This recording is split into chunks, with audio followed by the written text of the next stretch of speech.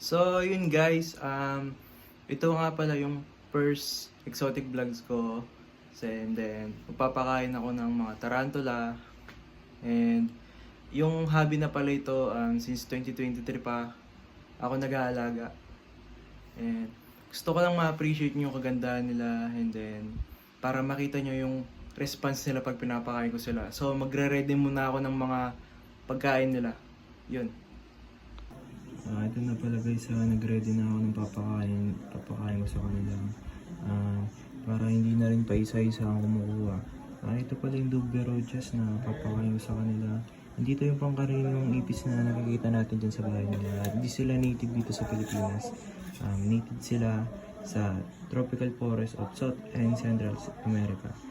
They are commonly found in Brazil and Argentina, Uruguay. And ang tawag pala nila, commonly name nila, Dubia Roaches. Ito pala yung pinapakain ko sa mga juvenile ng tarantula ko. Like yung mga yan, mga ganyang, mga 3 inches up, ganyan. Kaya na lang kainin to. Di pa kasi nila kaya kainin yung mga adult na Dubia Roaches. Masyadong malaki sa kanila. So, ito pala yung super worm.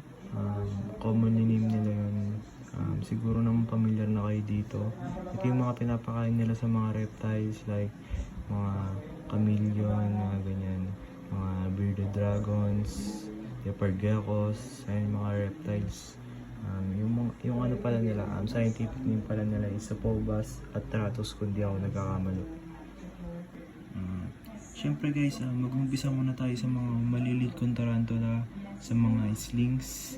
So, ang common name pala nito is Mexican red knee. Ang scientific name pala niya is Brachyphelma hamori. Siyempre ito naganda na ako dito ng pagkain niya. Nymphs. Ayun, kinain niya guys. So yun guys, lipat tayo dito sa isa nating tarantula. Ito nga pala yung Mexican Pink Beauty. Ang kanyang scientific name is Brachyphelma clasi. Ayan, pakainin natin siya. Ito, natin yung response niya. Ayan. Kunyari lang yan. Yun, kinalgal. Nice.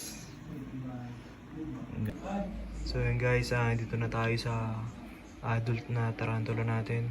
So ewan ko lang, siguro nasa 6 inches na to. So kakamot niya lang last week. Ito pala, commonly name niya is Mexican red ram. Scientific name is Tiltocatil bagans. Pants niya. Yun.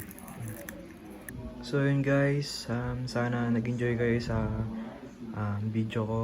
Ito nga pala yung first ever na exotic vlogs ko. Sana dumami pa tong mga collections ko. And maraming salamat.